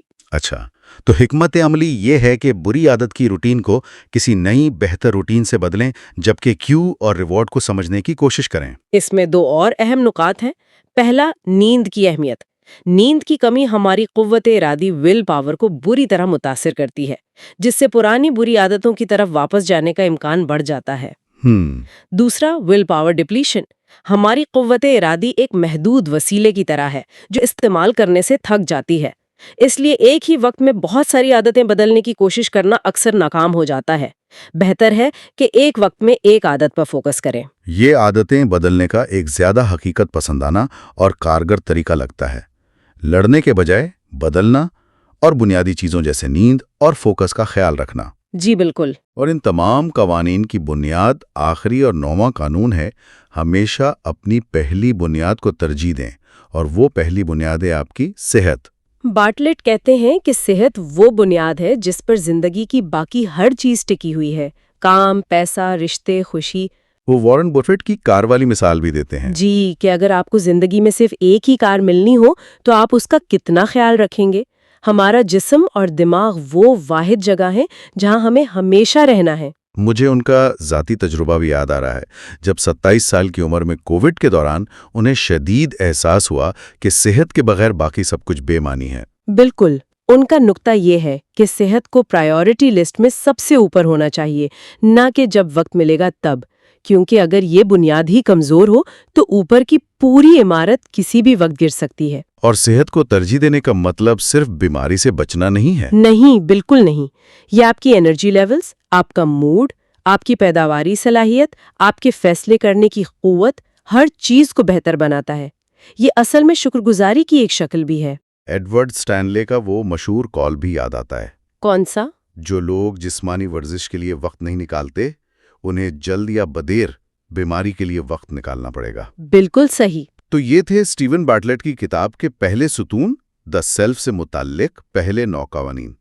ان کا مجموعی جائزہ لیں تو یہ ایک روڈ میپ سا لگتا ہے۔ جی، اپنی صلاحیتوں کی بنیاد رکھو، قانون 1، اسے سکھانے سے مضبوط کرو، قانون 2، بہتر گفتگو کرو، قانون 3، اپنے عقیدوں کو سمجھو اور بدلو، قانون 4، نئی چیزوں سے مت گھبراؤ، قانون 5، سوال پوچھ کر رویے بدلو، قانون 6، اپنی ذاتی کہانی خود لکھو، قانون 7، عادتیں بہتر بناؤ، قانون 8، اور سب سے بڑھ کر اپنی صحت کو پہلی ترجیح دو، قانون 9۔ اور یہ سمجھنا ضروری ہے کہ یہ قوانین صرف الگ تھلگ اصول نہیں ہیں۔ نہیں، یہ ایک دوسرے سے جڑے ہوئے ہیں اور مل کر ایک مضبوط ذات کی تشکیل کرتے ہیں۔ یہ کتاب کے اگلے حصوں جو کہانی، فلسفہ اور ٹیم پر ہیں کے لیے زمین تیار کرتے ہیں۔ صحیح۔ کیونکہ اگر آپ خود کو نہیں سمجھتے، خود کو منظم نہیں کر سکتے، تو آپ نہ کوئی قائل کرنے والی کہانی سنا سکتے ہیں، نہ کوئی مضبوط فلسفہ اپنا سکتے ہیں، اور نہ ہی ایک کامیاب ٹیم بنا سکتے ہیں۔ خود پر کام کرنا پہلا قدم ہے۔ واقعی۔ اور یہ سب سننے کے بعد شاید غور کرنے کا مقام یہ ہے کہ ہم اپنی روزمرہ زندگی میں ان اصولوں کو کتنا شعوری طور پر استعمال کر رہے ہیں۔ کیا ہم واقعی اپنی 5 بالٹیوں کو صحیح ترتیب سے بھر رہے ہیں، یا ہم اپنے روز کے چھوٹے چھوٹے اعمال سے اپنی ذاتی کہانی کو کس سمت میں لے جا رہے ہیں؟ جی، یہ قوانین صرف پڑھنے کے لیے نہیں ہے، ان پر عمل کرنے سے ہی ان کی اصل قدر واضح ہوگی۔ کہانی کی طاقت، اس میں قانون نمبر 10 سے 18 شامل ہے۔ تو مقصد یہ ہے کہ ان قانونوں سے وہ اہم باتیں سمجھیں جو ہمیں کہانی سنانے، برانڈ بنانے اور لوگوں پر اثر انداز ہونے میں مدد کریں۔ آئیے دیکھتے ہیں یہ قانون کیا کہتے ہیں۔ قانون نمبر 10 سے شروع کرتے ہیں۔ بے مقصد نرالی باتیں آپ کی پہچان عملی چیزوں سے زیادہ بناتی ہیں۔ یہ تو کافی عجیب بات لگتی ہے نا؟ بالکل، اور یہی تو اس کی خوبصورتی ہے۔ یہ پورا ستون اسی بارے میں ہے کہ کہانیاں کیسے آپ کہہ لیں انسانی رویے پر اثر کرتی ہیں، اور لیڈرز انہیں اپنے مقاصد کے لیے کیسے استعمال کر سکتے ہیں۔ بارٹلیٹ تو کہتے ہیں کہ کہانیاں انسانیت کی کرنسی ہیں۔ قانون 10 اسی کی ایک مثال ہے۔ وہ چیزیں جو بظاہر فضول لگتی ہیں، وہ دراصل بڑا گہرا پیغام دے سکتی ہیں۔ جیسے بارٹلیٹ اپنی مارکیٹنگ کمپنی کی مثال دیتے ہیں۔ انہوں نے دفتر میں ایک بہت بڑی نیلی سلائیڈ لگوائی تھی، اور اس پر آپ یقین کریں 13,000 پاؤنڈ خرچ ہوئے۔ 13,000 پاؤنڈ سلائیڈ پر؟ جی ہاں، اور عملی طور پر بالکل بیکار تھی، مطلب کوئی اسے استعمال نہیں کرتا تھا، لیکن وہ کمپنی کی پہچان بن گئی۔ وہ دیکھتے ہی پتہ چلتا تھا کہ یہ کمپنی مختلف ہے، نوجوان ہے، شاید تھوڑی باغی بھی۔ یہ بالکل صحیح مثال ہے۔ یہ ان چیزوں کی طرح ہے جن کا مقصد افادیت نہیں ہوتا، بلکہ ایک کہانی سنانا ہوتا ہے۔ جیسے لندن کا وہ جم ہے، تھرڈ سپیس۔ آپ اندر داخل ہوں تو سامنے 100 فٹ اونچی چڑھنے والی دیوار ہے، یا ٹیسلا کاروں کے وہ مشہور موڈز۔ او ہاں، انسین موڈ، لوڈیکرس موڈ۔ جی، یا وہ بایو ویپن ڈیفنس موڈ، کراوکے، یہاں تک کہ فارٹنگ موڈ۔ یہ سب عملی طور پر تو ضروری نہیں ہے، مگر یہ برانڈ کی کہانی بیان کرتے ہیں، جدت، تفریح اور قواعد سے ہٹ کر سوچنا۔ اور وہ بریو ڈاگ ہوٹل کی مثال بھی ہے، شاور میں بیئر فریج۔ ہاں جی۔ وہ کاسٹلی سگنلنگ کا ہے۔ ایک ایڈورٹائزنگ گرو ہیں روری سدرلینڈ، وہ کہتے ہیں کہ معنی اکثر ان چیزوں سے پیدا ہوتا ہے جو ہمارے فوری عملی فائدے میں نہیں ہوتی۔ جب کوئی برانڈ وقت، پیسہ یا کوشش کسی ایسی چیز پر خرچ کرتا ہے جو بظاہر غیر ضروری ہے، جیسے وہ سلائیڈ یا بیئر فریج، تو یہ ایک طاقتور اشارہ دیتا ہے۔ یہ بتاتا ہے کہ وہ صرف منافع کے پیچھے نہیں بھاگ رہے ہیں، ان کے پاس وسائل ہیں، وہ پر اعتماد ہیں، اور ان کی ایک الگ پہچان ہے۔ اس سے اعتماد پیدا ہوتا ہے۔ اچھا، تو یہ نرالی باتیں دراصل برانڈ کی اقدار کا ایک طرح سے اشتہار ہیں۔ یہ ہمیں اگلے قانون کی طرف لاتا ہے، قانون نمبر 11، نظر انداز ہونے سے بچیں۔ यानी वॉलपेपर ना बने। अगर आपकी निराली बात आपको नुमाया करती है तो ये कानून कहता है कि नुमाया होना कितना जरूरी है। बिल्कुल, ये हैबिचुएशन के नफ्सियाती तसव्वुर पर मबनी है, यानी सादा अल्फाज में हमारा दिमाग बार बार मिलने वाले या गैर अहम महरुकात को नज़रअंदाज करना सीख जाता है ताकि अहम चीज़ों पर तवज्जो दे सके। जैसे आप अपने घर की घड़ी की टिक-टॉक कुछ देर बाद सुनना बंद कर देते हैं। सही। बार्टलेट ने वो एरन रॉल्स्टन की शदीद मिसाल दी है जिसने चट्टान में फंसे होने पर अपनी जान बचाने के लिए अपना बाजू काटा था। ये एक ऐसा अमल है जिसे कोई नज़रअंदाज नहीं कर सकता। और वो हॉलोकास्ट कैंप के कैदियों की मिसाल, वो भी काफ़ी परेशान कुन है कि कैसे इंसान इतने खौफनाक माहौल का भी आदी हो सकता है। ये हैबिचुएशन की ताकत दिखाता है। जी, तहकीक भी यही बताती है। चूहों पर तजर्बात में देखा गया कि वो भूल भुलैया के रास्ते और आखिर में मिलने वाले इनाम चॉकलेट के इतने आदी हो गए कि उनके दिमाग की सरगर्मी कम हो गई। और यह सिर्फ माहौल के साथ नहीं, अल्फाज के साथ भी होता है। इसे सेमेंटिक सेटेशन कहते हैं। सिमेंटिक सेटेशन, ये क्या है? यानी जब आप एक लफ्ज जैसे किताब बार बार दोहराते जाएं तो कुछ देर बाद वो अपना माना खो देता है। वो सिर्फ एक बेमानी आवाज बनकर रह जाता है। ओ, मार्केटिंग में तो ये बहुत बड़ा चैलेंज है। जैसे रेवोल्यूशनरी, इनोवेटिव, गेम चेंजिंग, ये अल्फाज इतने ज्यादा इस्तेमाल हुए हैं कि अब बिल्कुल वॉलपेपर बन चुके हैं। कोई इन पर तवज्जो नहीं देता। बार्टलेट ने बताया कि जब उन्होंने अपने YouTube podcast the diary of a CEO पर मामूल का जुमला लाइक और सब्सक्राइब करें हटाकर एक नया, ज्यादा तख्लीकी और जज्बाती जुमला इस्तेमाल किया तो सब्सक्राइबर्स की शरह के 430% इजाफा हुआ। जबरदस्त। तो इससे सबक ये मिलता है कि अगर आप चाहते हैं कि आपका पैगाम सुना जाए तो आपको रूटीन तोड़नी होगी, गैर मुतवक्का बनना होगा, शायद थोड़ा अजीब, और अक्सर जज्बात को जगाना होगा। लोगों को कुछ महसूस करवाएं, खुशी, गुस्सा, हैरत, तजस्सुस, कुछ भी, ताकि उनका दिमाग जाग जाए और आपके पैगाम को फिल्टर ना करे। और ये बात सीधी कानून नंबर 12 से जुड़ती है, लोगों को लाजमन नाराज करें। यानी अगर आपको वॉलपेपर बनने से बचना है तो शायद आपको कुछ लोगों को नाखुश भी करना पड़ेगा।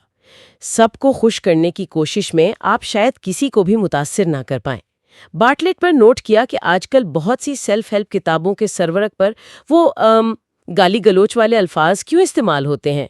तवज्जो हासिल करने के लिए। बिल्कुल, मकसद तवज्जो हासिल करना है और लाताल्लुकी से बचना है। डर्मालॉजिका की बानी है जेन वरोंड। वो कहती हैं कि उनकी मार्केटिंग का राज ये है कि वो जानबूझकर ऐसी बातें कहती हैं जो इंडस्ट्री में कुछ लोगों को नाराज करती हैं। वो एक मजबूत मौक़िफ़ लेती हैं। मकसद बहस छेड़ना है ताकि लोग आपको नज़रअंदाज ना कर सकें। मोहब्बत या नफरत, दोनों लाताल्लुकी से बेहतर हैं। लेकिन क्या ये खतरनाक नहीं? मतलब जानबूझकर लोगों को नाराज करना क्या तवील मुद्दती में ब्रांड की साख्त को नुकसान नहीं पहुंचा सकता? ये एक बहुत अहम नुक्ता है। यकीनन इसमें खतरा है। मकसद सिर्फ तनाज़ा खड़ा करना नहीं होना चाहिए, बल्कि एक मुस्तनद और वाज़ेह मौक़िफ़ इख्तियार करना है। अगर आपका मौक़िफ़ आपके इक़दार से मुताबिकत रखता है और आपके टारगेट ऑडियंस को पसंद आता है, तो जो लोग नाराज़ होते हैं वो शायद वैसे भी आपके ग्राहक नहीं बनते। असल बात यह है कि आप बेरंग और बेबू ना हों। लाताल्लुकी सबसे बड़ा दुश्मन है, लेकिन हाँ, ये हरबे भी वक्त के साथ अपनी तासीर खो सकते हैं। अगर हर कोई चीख रहा है तो चीखना भी वॉलपेपर बन जाता है। समझ गई।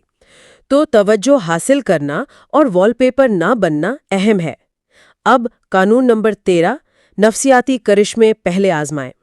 ये इस बारे में है कि एक बार जब आपने तवज्जो हासिल कर ली तो आप तजुर्बे को कैसे बेहतर बना सकते हैं, अक्सर बहुत मामूली तरीकों से।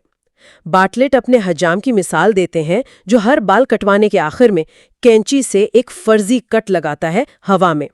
इससे ग्राहक को लगता है कि काम ज्यादा तफसील और एहतियात से किया गया है। ये है नफ्सियाती करिश्मा या साइकोलॉजिकल मून शॉट, यानी एक छोटी सी कम खर्च चाल जो किसी चीज के तस्वुर को ड्रामाई तौर पर बेहतर बना देती है। ये हकीकत को बदलने के बजाय तजर्बे के एहसास को बदलता है। ऊबर इसका बेहतरीन इस्तेमाल करता है। अच्छा, जैसे पीक एंड रोल। हमें तजर्बे का उरूज और इख्तिताम ज्यादा याद रहता है। ऊबर इख्तिताम अच्छा बनाने की कोशिश करता है, پھر آئیڈلنس ایورژن، لوگ فارغ بیٹھنے سے بیزار ہوتے ہیں، نقشے پر چلتی کار دکھا کر مصروف رکھا جاتا ہے۔ وہ میں نے دیکھا ہے۔ آپریشنل ٹرانسپیرنسی، یعنی پس پردہ عمل دکھانا، جیسے ڈرائیور کہاں ہے، اس سے اعتماد بڑھتا ہے۔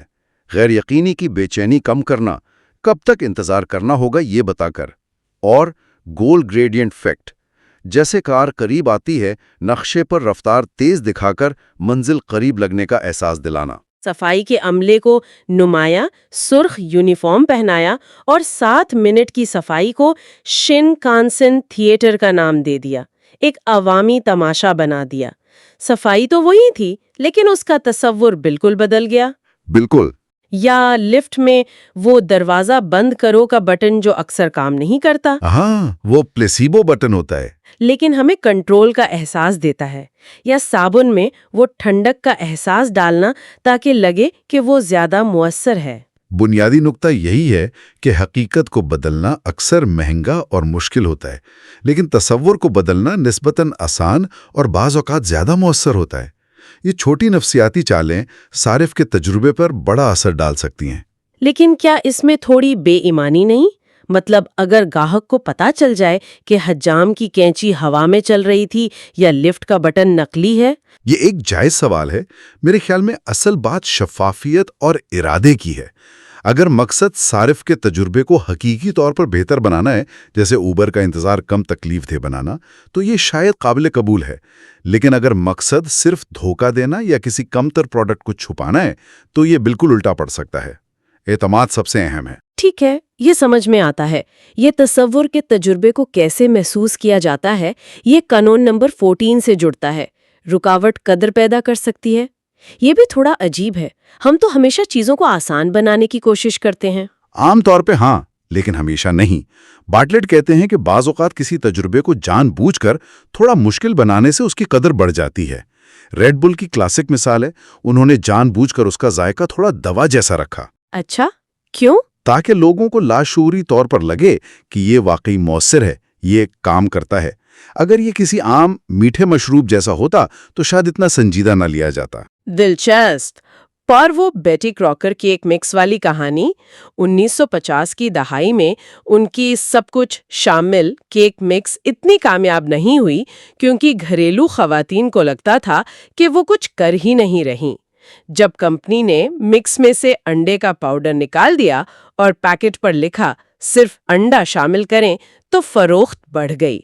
اس معمولی سی رکاوٹ نے انہیں عمل میں زیادہ ملوث ہونے کا احساس دلایا۔ بالکل اسی طرح کچھ پرفارمنس نیوٹریشن برانڈز نے پایا کہ ان کی پروٹین بارز اتنی لذیذ تھیں کہ لوگ شک کرتے تھے کہ کیا یہ واقعی صحت بخش ہیں۔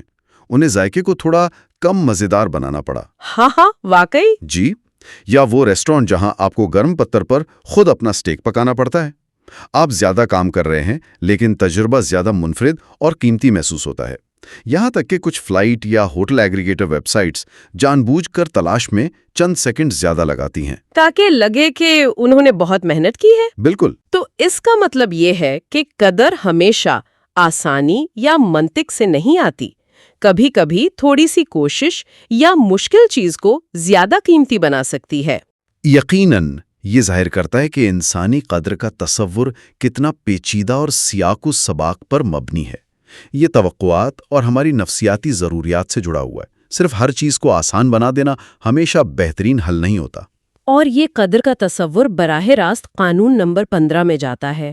تصویر سے زیادہ فریم اہم ہے، یعنی کسی چیز کو پیش کرنے کا انداز، وہ فریم خود اس چیز، تصویر سے زیادہ اہم ہو سکتا ہے۔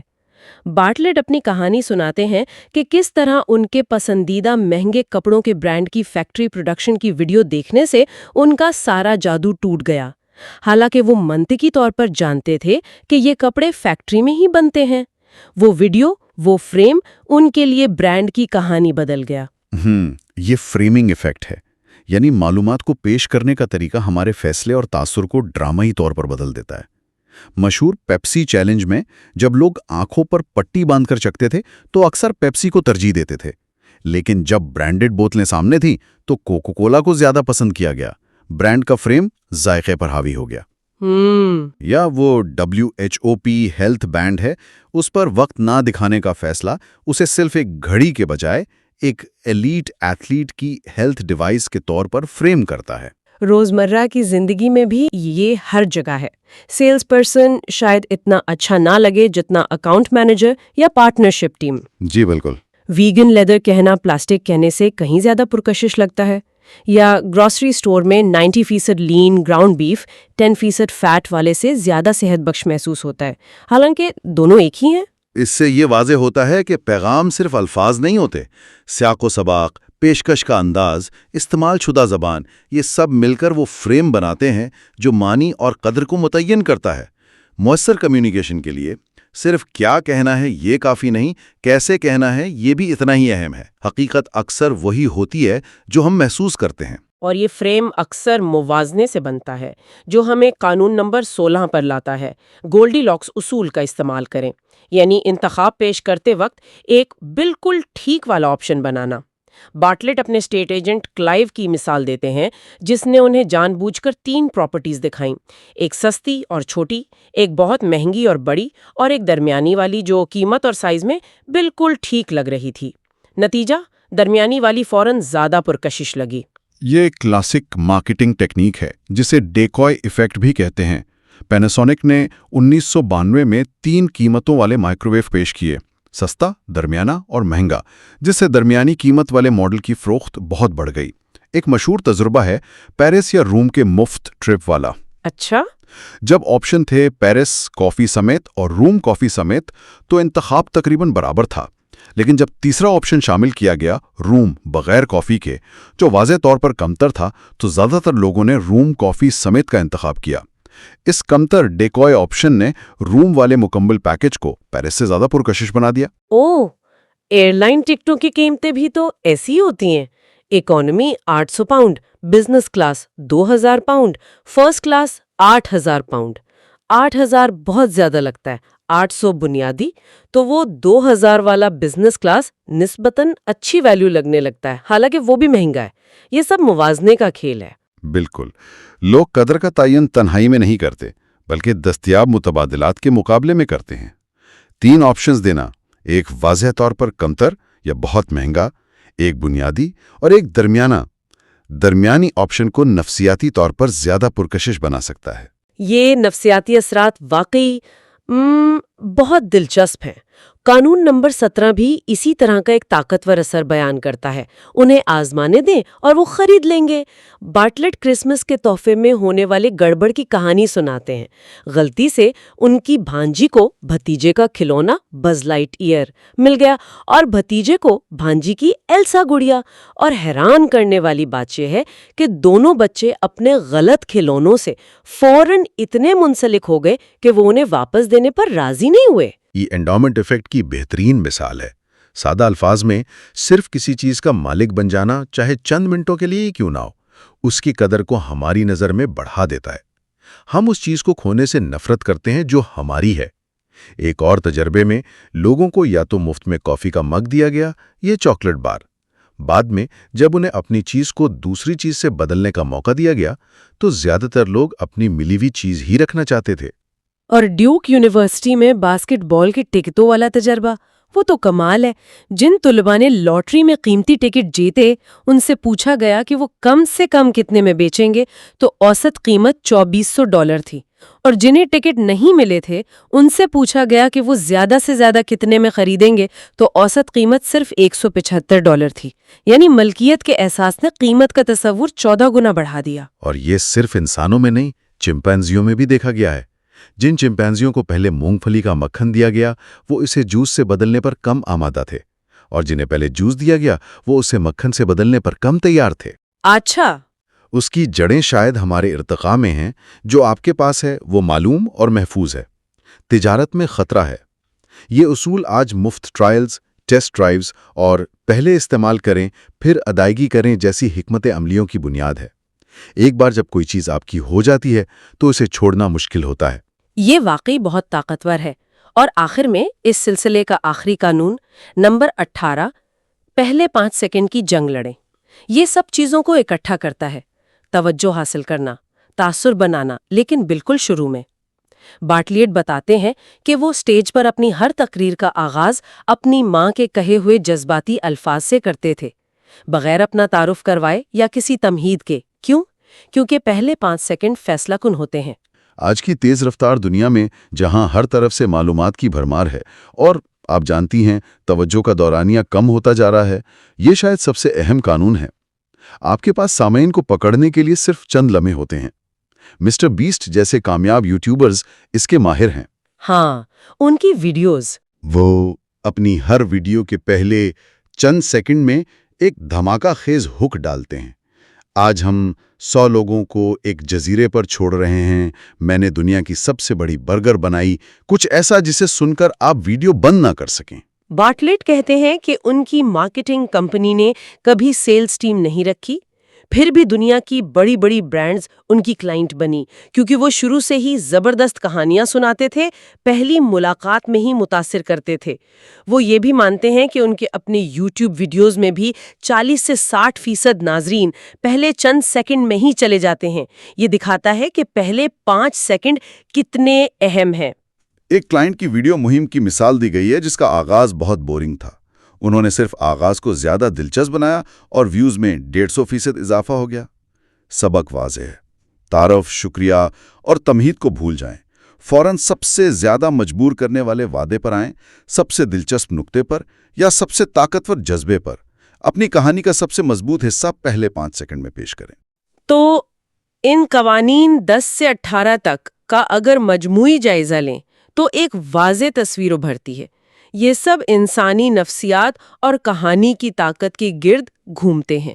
کچھ قانون جیسے 10 نرالی باتیں، 12 ناراض کرنا اور 14 رکاوٹ ہمیں بتاتے ہیں کہ قدر ہمیشہ منطقی یا عملی نہیں ہوتی، بلکہ اکثر غیر متوقع، جذباتی یا مشکل چیزوں سے پیدا ہوتی ہے۔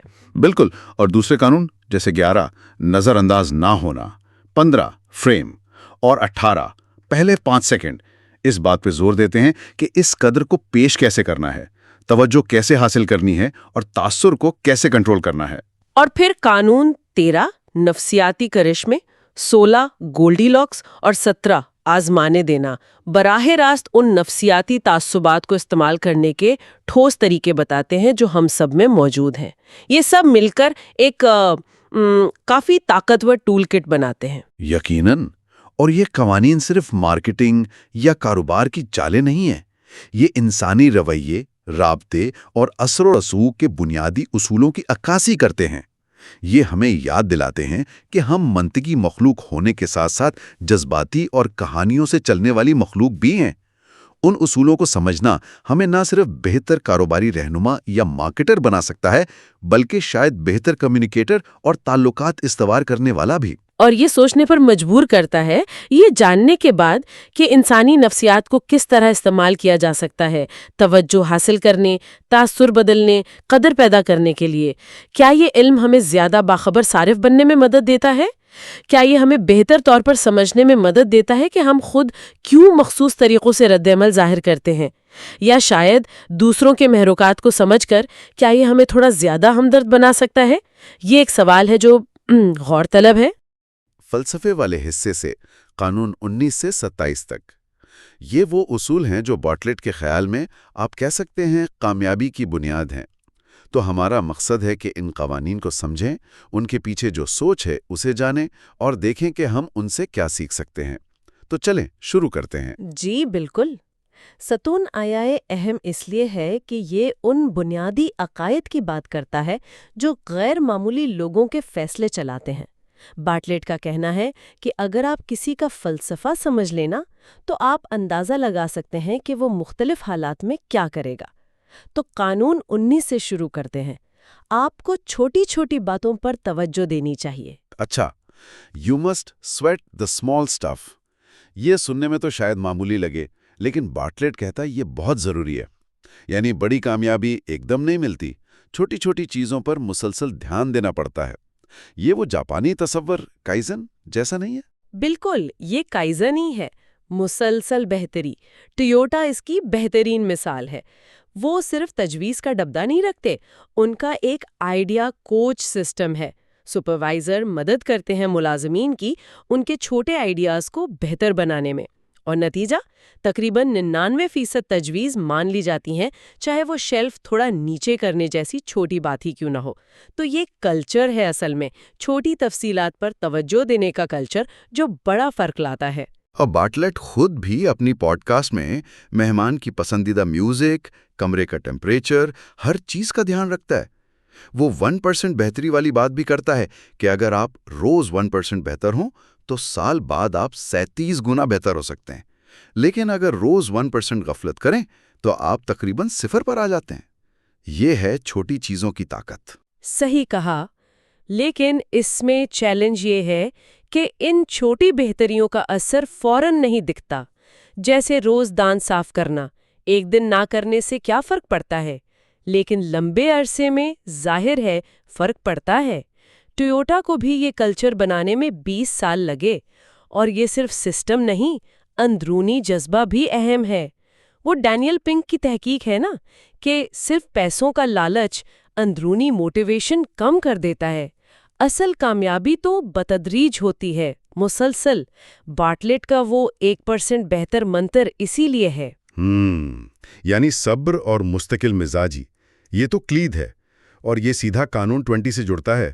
ابھی کی ایک چھوٹی سی چوک بعد میں ایک بڑی چوک پیدا کرتی ہے، یعنی چھوٹی غلطیوں کو نظر انداز کرنا مستقبل میں بڑا مسئلہ بن سکتا ہے۔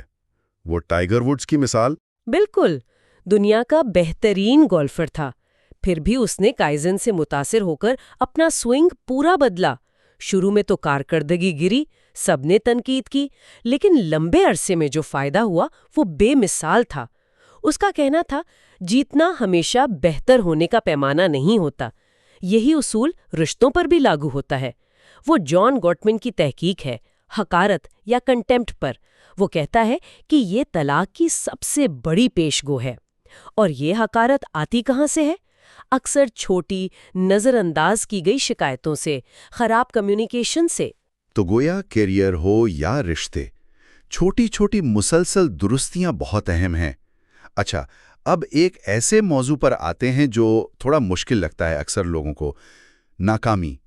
قانونی کس آپ کو مقابلے میں زیادہ ناکام ہونا چاہیے، یہ تو الٹی بات لگتی ہے۔ ہاں، یہ متضاد ضرور ہے، لیکن اس کا مطلب یہ ہے کہ ناکامی سے ہی آپ سیکھتے ہیں، سب سے تیزی سے۔ زیادہ ناکام ہونے کا مطلب ہے آپ زیادہ کوشش کر رہے ہیں، زیادہ تجربے کر رہے ہیں۔ وہ Booking.com کو دیکھیں، وہ ایک وقت میں ہزاروں ٹیسٹ چلاتے ہیں۔ اور Amazon، جیف بیزوس نے تو کہا تھا، ناکامی اور ایجاد جڑواں بہنیں ہیں۔ وہ ایسے تجربات کی حوصلہ افزائی کرتے تھے جن میں بڑا فائدہ ہو سکتا ہو، چاہے ناکامی کا خطرہ زیادہ ہو۔ ان کی کامیابیاں جیسے AWS، وہ ناکام تجربات کا نقصان پورا کر دیتی ہیں۔ بارٹلیٹ نے وہ باپ بیٹے کی مثال بھی دی تھی، ای کامرس والے۔ بیٹے کا برانڈ اس لیے کامیاب ہوا کہ وہ 10 گنا زیادہ تجربے کرتا تھا اور ناکام ہوتا تھا باپ کے مقابلے میں۔ تو مطلب ناکامی کی شرح بڑھانا اصل میں کامیابی کی شرح بڑھا سکتا ہے۔ یہ تو کمال ہے۔ اس کے لیے تو پوری سوچ بدلنی پڑے گی۔ ناکامی پر سزا نہیں، کوشش کو سراہنا، اور وہ تجرباتی عمل، KPIs، یہ سب سیٹ کرنا ہوگا، اور ناکامیوں سے سیکھنا، اسے شیئر کرنا۔ بالکل، لب لباب یہ ہے کہ ناکامی کوئی آخری سٹاپ نہیں ہے، یہ تو جدت اور ترقی کے سفر کا حصہ ہے، ضروری حصہ۔ اور اسی ناکامی یا مشکل سچائی سے بچنے کی کوشش ہمیں قانون 23 پر لاتی ہے، شتر مرغ نہ بنے، یعنی حقیقت سے منہ نہ موڑیں، چاہے وہ کتنی ہی بری لگے۔ ٹائٹینک کی مثال کہ نقصان ہو گیا تھا لیکن شروع میں لوگ مان نہیں رہے تھے خطرے کو۔ کوڈیک، نوکیا، یہ کمپنیاں بھی تو تبدیلی کو نظر انداز کر کے ہی ڈوبی نا۔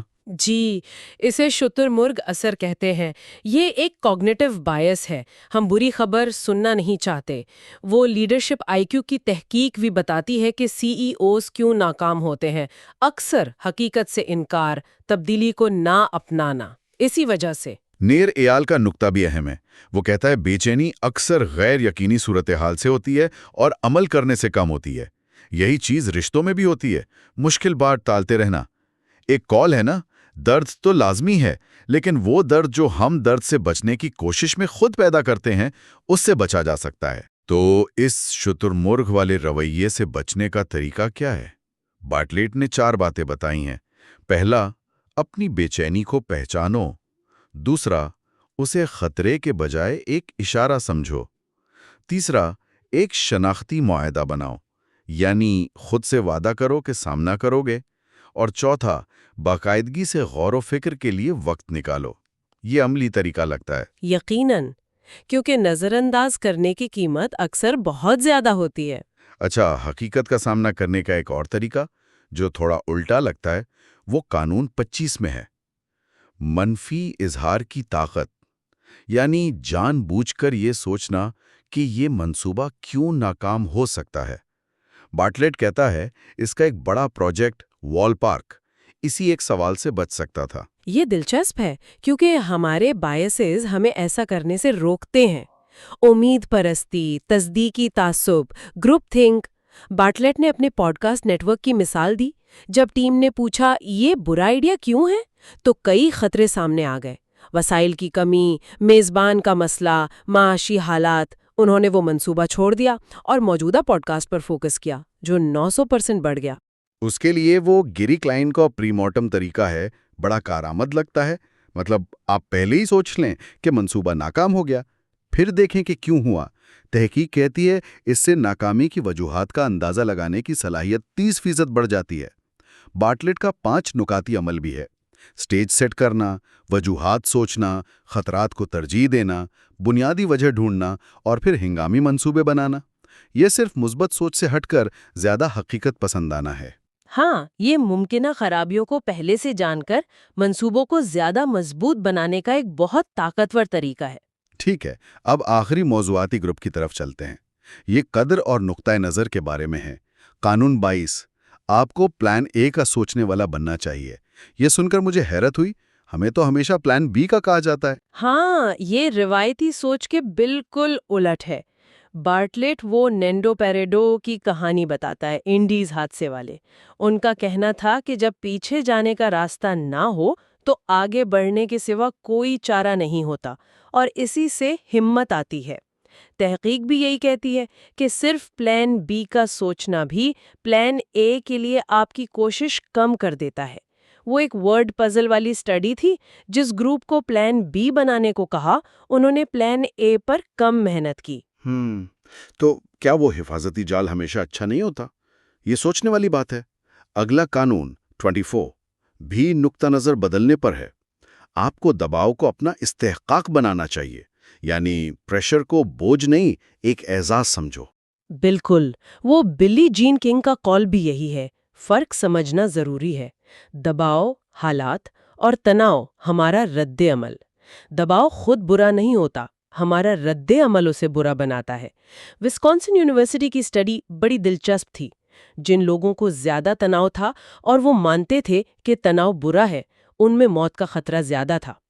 لیکن جن کو زیادہ تناؤ تھا مگر وہ اسے برا نہیں سمجھتے تھے، ان میں خطرہ سب سے کم تھا. یعنی تناؤ کے بارے میں آپ کا یقین خود آپ کی صحت پر اثر ڈالتا ہے. تو مطلب اگر ہم تناؤ کے جسمانی آثار جیسے دل تیز دھڑکنا اسے خطرے کے بجائے توانائی سمجھیں تو ہم بہتر محسوس کریں گے. ہارورڈ کی تحقیق یہی کہتی ہے. جی ہاں، اور نہ صرف بہتر محسوس کریں گے بلکہ کارکردگی بھی بہتر ہوگی اور جسمانی رد عمل بھی صحت مند ہوگا. خون کی نالیاں سکڑنے کے بجائے پرسکون رہیں گی. دباؤ کو مثبت دکھنے کا طریقہ یہ ہے کہ اسے اپنی مرضی کا بامانی چیلنج سمجھا جائے. ہارورڈ بزنس ریویو کے وہ 3 قدم تھے اور بارٹلیٹ نے چوتھا جوڑا. 1 اسے پہچانو، 2 اسے اپناؤ یعنی سمجھو کہ آپ کے پاس چوائس ہے، 3 اسے مانے دو یعنی کسی بڑے مقصد سے جوڑو، اور 4 اسے استعمال کرو، جسمانی توانائی کو کام میں لاؤ. یہ تو دباؤ کو طاقت میں بدلنے جیسا ہے. بالکل، یہ آپ کے پورے تجربے کو بدل سکتا ہے. اگلا قانون 16، یہ میرے لیے سب سے زیادہ آنکھیں کھولنے والا تھا. آپ کی مہارتیں بے وقت ہیں لیکن آپ کا سیاق و سباق قیمتی ہے. یعنی آپ کی اسکل کی ویلیو اس پر منحصر ہے کہ آپ اسے کہاں استعمال کر رہے ہیں. اس کے لیے بارٹلیٹ اپنی وہ بایوٹیک IPO والی کہانی سناتا ہے. اسے 9 ماہ کے مارکیٹنگ کے کام کے لیے 6 سے 8 ملین ڈالر کی آفر ہوئی، جو اس کی توقع سے 10 گنا زیادہ تھی. اس سے اس نے کیا سیکھا کہ 1 سکلز کی کوئی اپنی قیمت نہیں ہوتی، 2 قیمت سیاق و سباق طے کرتا ہے، 3 کامیابی اہم ہے، اور 4 قیمت کا اندازہ ممکنہ اثر سے ہوتا ہے۔ بایوٹیک میں داؤ زیادہ تھے، مارکیٹنگ کامیاب تھی تو قیمت بڑھ گئی، شاید ای کامرس میں اتنی نہ ہوتی۔ یہ تو زبردست بات ہے، مطلب ایک وکیل کارپوریٹ میں زیادہ کمائے گا پبلک انٹرسٹ کے مقابلے میں، یا پی آر والا ٹیک میں زیادہ کمائے گا تعلیم کے مقابلے میں، حالانکہ اسکل تو وہی ہے۔ تو کیریئر میں آگے بڑھنے کے لیے صرف اسکل بہتر کرنا کافی نہیں ہے، صحیح کانٹیکسٹ ڈھونڈنا بھی اتنا ہی اہم ہے۔ یقیناً اپنی قدر کو میگزمائز کرنے کے لیے صحیح میدان چننا بہت ضروری ہے۔ اور آخر میں قانون 27، نظم و ضبط کی مساوات، موت، وقت اور نظم و ضبط۔ باٹلیٹ کہتا ہے، وقت کی اصل قیمت سمجھنی ہے تو موت کو سمجھو۔ وہ اپنی باقی زندگی کا حساب گھنٹوں میں لگاتا ہے تاکہ احساس رہے کہ وقت کتنا قیمتی ہے۔ یہ بہت طاقتور سوچ ہے۔ موت کا خیال، مورٹیلٹی سیلینس جسے کہتے ہیں، تحقیق کہتی ہے اس سے شکر گزاری بڑھتی ہے، زندگی سے اطمینان بڑھتا ہے، موٹیویشن بڑھتی ہے۔ وہ اسٹیو جابز کی تقریر یاد ہے نا، یہ یاد رکھنا کہ میں جلد مر جاؤں گا۔ وہ کہتا تھا یہ سب سے بڑا ٹول تھا اس کے لیے بڑے فیصلے کرنے میں۔ یہ ہمیں غیر ضروری چیزوں سے ہٹا کر اہم چیزوں پر فوکس کرنے میں مدد دیتا ہے۔ لیکن صرف وقت کی اہمیت کا احساس کافی نہیں ہے، باٹلیٹ نظم و ضبط پر زور دیتا ہے۔ وہ ایک نظم و ضبط کی مساوات دیتا ہے۔ نظم و ضبط برابر ہے مقصد کی قدر پلس حصول کا انعام، حصول کی لاگت۔ اس کا کیا مطلب ہوا؟ اس کا مطلب ہے کہ ڈسپلن صرف ول پاور کا کھیل نہیں، یہ 3 چیزوں کا توازن ہے۔ آپ کے لیے مقصد کتنا اہم ہے، گول ویلیو، اس کام کو کرنے میں آپ کو کیا مزہ یا فائدہ ملتا ہے، پرسیوٹ ریوارڈ، اور اس کام کو کرنے میں کتنی مشکل، کتنی رکاوٹیں ہیں، پرسیوٹ کاسٹ۔ وہ اپنی ڈی جے کی مثال دیتا ہے، اس کے لیے مقصد موسیقی اور انعام لطف ترقی بہت زیادہ ہے، اور لاگت سیٹ اپ آسان سامان سامنے کم ہے۔ اچھا، تو نظم و ضبط آسان کرنے کے لیے ہمیں حصول کی لاگت کم کرنی چاہیے۔ یعنی کام کو آسان بنانا، رکاوٹیں ہٹانا، جیسے مشکل، پیچیدگی، ڈر، وقت کی کمی، ان سب کو۔ بالکل، نفسیاتی اور مادی دونوں رکاوٹیں، انہیں کم کرنے سے نظم و ضبط قائم رکھنا آسان ہو جاتا ہے۔ یہ صرف زور لگا کر کام کرنے سے زیادہ مؤثر طریقہ ہے۔ وارن بفٹ نے بھی کہا ہے، کامیابی کے لیے نظم و ضبط ذہانت سے زیادہ ضروری ہے۔ تو خلاصہ یہ ہوا کہ ان قانونوں 19 سے 27 میں باٹلیٹ ہمیں چھوٹی تفصیلات پہ دھیان دینے، ناکامی اور سچائی کو اپنانے، قدر کو کانٹیکسٹ میں سمجھنے اور موت کی حقیقت کو سامنے رکھ کر بامانی نظم و ضبط بنانے کی بات کرتا ہے۔ واقعی اور یہ سب آپس میں جڑی ہوئی بھی ہیں۔ ان سب کو ذہن میں رکھتے ہوئے ایک آخری سوال چھوڑتے ہیں سوچنے کے لیے۔ اگر ہم قانون 27 کی حصول کی لاگت کو صرف براہ راست محنت کے لحاظ سے نہیں، بلکہ قانون 26 کی روشنی میں دوسرے زیادہ قیمتی کانٹیکسٹ میں ضائع ہونے والے موقع اپرچونٹی کاسٹ کے طور پر بھی دیکھیں، تو کیا یہ ہمارے نظم و ضبط اور فوکس کے فیصلوں کو بالکل بدل نہیں دے گا؟ یہ واقعی ایک گہرا سوال ہے جو ان تمام قانونوں کو ایک نئے طریقے سے جوڑتا ہے۔ اس دلچسپ گفتگو میں ہمارے ساتھ شامل ہونے کا شکریہ۔ اسٹیون بارٹلیٹ کی کتاب دی diary of a C E او کے آخری حصے پر بات کریں گے، خاص طور پر چوتھے ستون یعنی ٹیم پر، جس میں قانون 28 سے 33 شامل ہیں، اور پھر پوری کتاب کے جو اہم نکات ہیں ان کا ایک خلاصہ بھی کریں گے۔ یقیناً، اور یہ ستون ٹیم بہت اہم ہے۔ یہ بتاتا ہے کہ کسی بھی مقصد کے لیے صحیح لوگوں کو چننا اور انہیں ایک بہترین ٹیم بنانا کتنا ضروری ہے۔ اصل میں کتاب کہتی ہے نا، ہر کمپنی بس لوگوں کا ایک گروپ ہی تو ہے۔ بالکل، تو آئیے پھر دیکھتے ہیں کہ یہ بہترین ٹیمیں بنتی کیسے ہیں اور ان سے بہترین کام کیسے لیا جاتا ہے۔ ہمارے پاس کتاب کے کچھ حصے ہیں جو ہماری مدد کریں گے۔ شروع کرتے ہیں قانون نمبر 28 سے۔ جی، یہ کہتا ہے کیسے کے بجائے کون پوچھیں۔ بڑا دلچسپ نکتہ ہے، اس کا کیا مطلب ہے؟ دیکھیں، اس کا بنیادی مطلب یہ ہے کہ جب کوئی کام آئے نا، تو آپ فوراً یہ نہ سوچیں کہ میں یہ کیسے کروں گا، اچھا، بلکہ پہلا سوال یہ ہو کہ کون ہے جو یہ کام مطلب میرے لیے یا ہماری ٹیم کے لیے سب سے اچھے طریقے سے کر سکتا ہے۔ صحیح۔ یہ اپنی کمزوریوں کو ماننے اور دوسروں کی طاقتوں سے فائدہ اٹھانے کے بارے میں۔ کتاب میں رچرڈ برینسن کی مثال ہے۔ وہ کہتے ہیں کہ انہیں ڈسلیکسیا تھا، تو شروع سے ہی انہیں کام دوسروں کو دینا پڑا، اور وہ اس میں ماہر ہو گئے، لوگوں پر بھروسہ کرنے میں، اچھے لوگ ڈھونڈنے میں۔ हाँ, और ये स्टीव जॉब्स वाली बात भी है कि आप ज़हीन लोगों को इसलिए नहीं रखते कि उन्हें बताएं क्या करना है, वो आपको बताते हैं कि क्या करना है। और वो जिमी कैरी का हवाला भी याद आया कि दुनिया माहिरीन को इनाम देती है, ऑलराउंडर्स को नहीं। सही कहा। तो खुलासा ये है कि अपनी तवनाई सही लोगों को तलाश करने पर लगाएं। हर काम खुद करने की कोशिश ना करें, आपकी टीम ही आपकी हद मुकर्रर करेगी। ठीक है, अब आते हैं कानून नंबर 29 पर। उन्वान थोड़ा चौंकाने वाला है। एक कल्ट ज़हनियत बनाएं। हाँ, कल्ट से तो थोड़ा मनफी ख्याल आता है ना। जी बिल्कुल, ये लफ्ज़ सुनकर लगता है, लेकिन असल में मुसन्निफ का मतलब वो मनफी वाला नहीं है। यहाँ कल्ट से मुराद है वो शदीद जज्बा, वो मुश्तरका यकीन और मकसद का एहसास जो अक्सर कामयाब स्टार्टअप्स की बिल्कुल शुरू वाली टीमों में होता है। अच्छा, पीटर थील का हवाला है किताब में। वो कहते हैं कि बेहतरीन स्टार्टअप्स एक तरह से कल्टी होते हैं।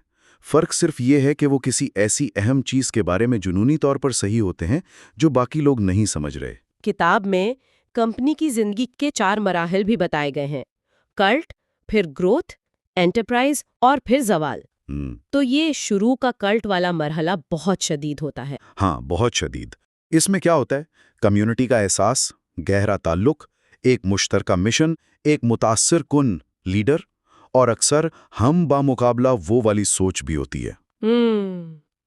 लेकिन अहम बात यह है कि ये कैफियत, ये शिद्दत लंबे अरसे तक नहीं चल सकती।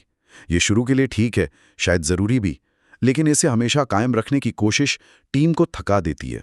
तो फिर लंबी मुद्दत के लिए क्या चाहिए अगर ये किट वाला जज्बा खत्म हो जाता है या कम हो जाता है? देखिए, लंबी मुद्दत के लिए आपको एक पायदार, एक सेहतमंद कल्चर चाहिए। वो भी मिशन पर मबनी होता है, लेकिन उसमें और चीज़ें शामिल होती हैं, जैसे लोगों को खुद मुख्तारी देना, यानी उन्हें फैसले करने की आज़ादी। सही। उन्हें चैलेंज देना ताकि वो बोर ना हो। उन्हें ये एहसास दिलाना कि वो कुछ सीख रहे हैं, आगे बढ़ रहे हैं।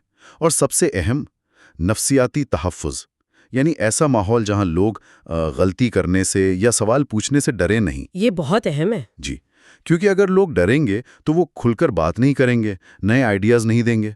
स्टीव जॉब्स ने भी कहा था ना कि ए प्लेयर्स के साथ ही काम करना चाहते हैं।